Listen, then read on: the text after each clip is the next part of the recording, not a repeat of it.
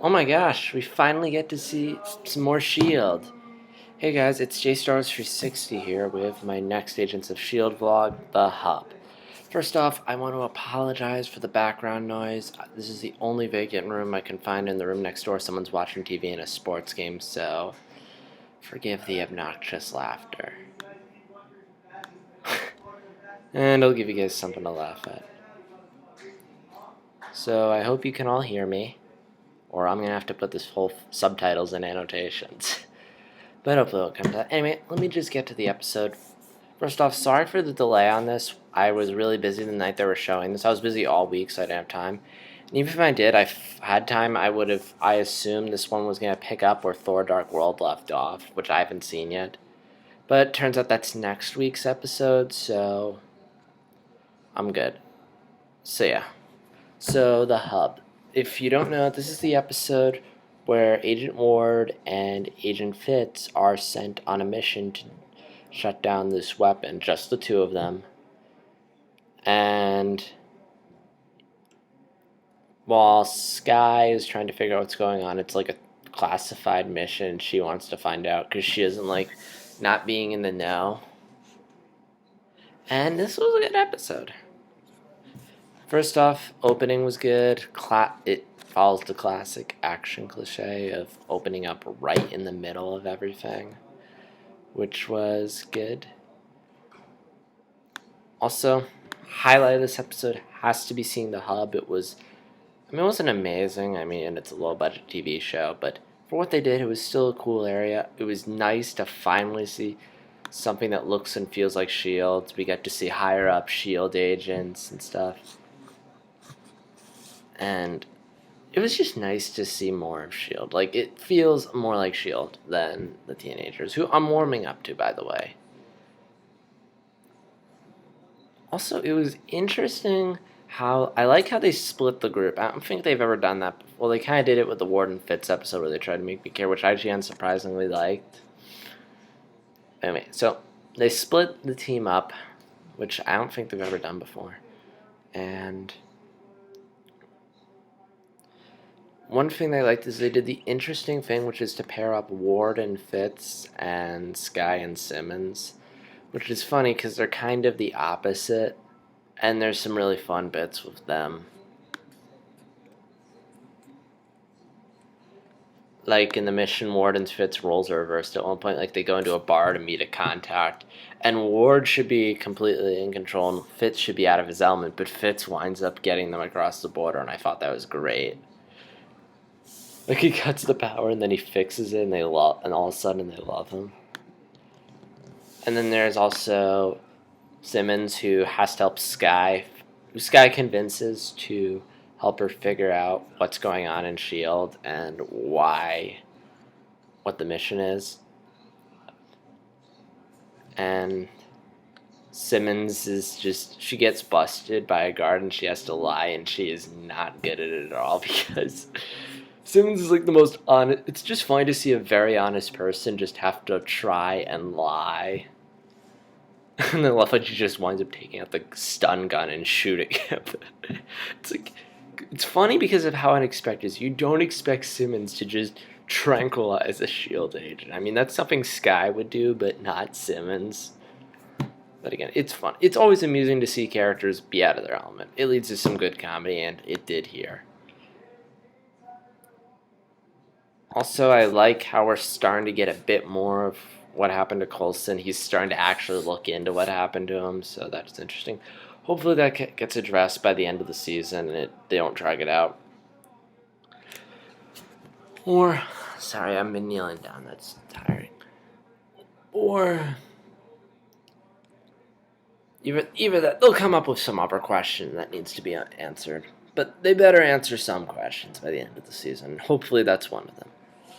Also, there's a good dilemma and theme about following the rules. When's it good? Should you blindly follow the rules, or should you think outside the box? Should you just stay in your place, or should you be in the know? That's a very thoughtful message to show in Agents of S.H.I.E.L.D. And funny enough, I'm watching Adventure Time with Doug Walker, and they just watched an episode where where Doug had this exact same discussion with Boz. It's the one where they capture the Ice King so they can get his howls of pain.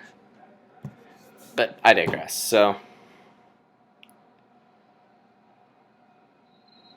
also, I like the moment when Skye is looking at the file at her family, and she has the choice to go through it, but instead she turns it down to help find out what happened to her teammates. And that does show a nice bit of her character and how she, as obsessed as she is with finding her parents, she is more concerned with her friends. It's an interesting dilemma. Hopefully they go into more detail about that. Also, I enjoyed the conversation or lack of between Coulson and May, where May is doing yoga and Coulson just talking to her, and she's just going about her thing. Like, for a second there, I thought maybe she had headphones, but didn't. But who cares? It was still a good scene regardless. And yeah, really enjoy May. It's also fun to know that she did the voice of Mulan in the Disney movie. Also, I like how Coulson's conflicted in this one as to whether or not to follow the rules or not. And it makes him more interesting and human to see him, like, conflicted or emotional. And it's handled nicely. Like, it doesn't ruin his character at all. Also, I love it when Ward takes the sandwich. It's like a really funny delivery. It's like Fitz takes it out very slowly and then he wants one, then Ward just chucks it. Also, I like the thing they use to hitch a ride on the truck. They're like in that sleeping bag that looks like dirt. I thought that was a cool thing. It reminds me a lot of the cape Sam and Frodo had in Lord of the Rings, which they use in Two Towers when the guard's coming. Sorry, I'm getting really tired of standing. Again, I like the whole political bit. Skye's an interesting character. I'm starting to warm up to these characters.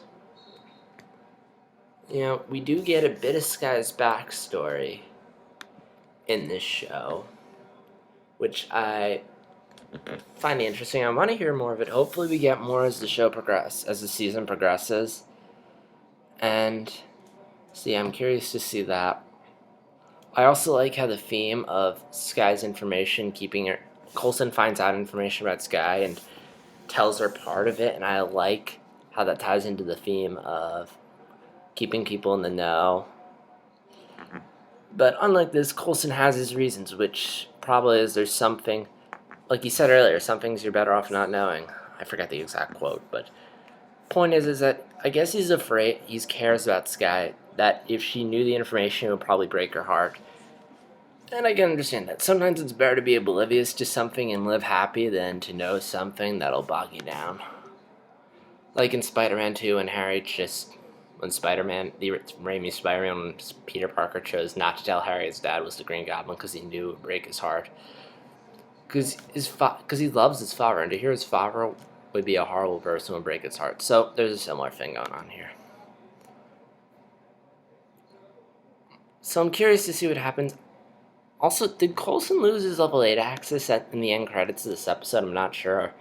Or is this like a consequence of him doing the extraction? I wonder if that's going to have consequences, Coulson doing the extraction. Or is this going to just add to what happened a couple episodes ago where they hinted that S.H.I.E.L.D. could take away the team? I feel like that's more of a season finale thing, in addition to Centipede, which that's probably going to be the finale. So anyway, the next episode is related to For the Dark World. I'll watch that after I've seen For the Dark World. I might be seeing it tonight, so you can expect a review of that if I see it tonight. And that also means Agents of S.H.I.E.L.D. will be on schedule, though I won't be seeing it when it comes out because I'll be busy, but I will see it. So yeah, that's all I have to say at this point. JStar360 signing out. I'll see you guys later.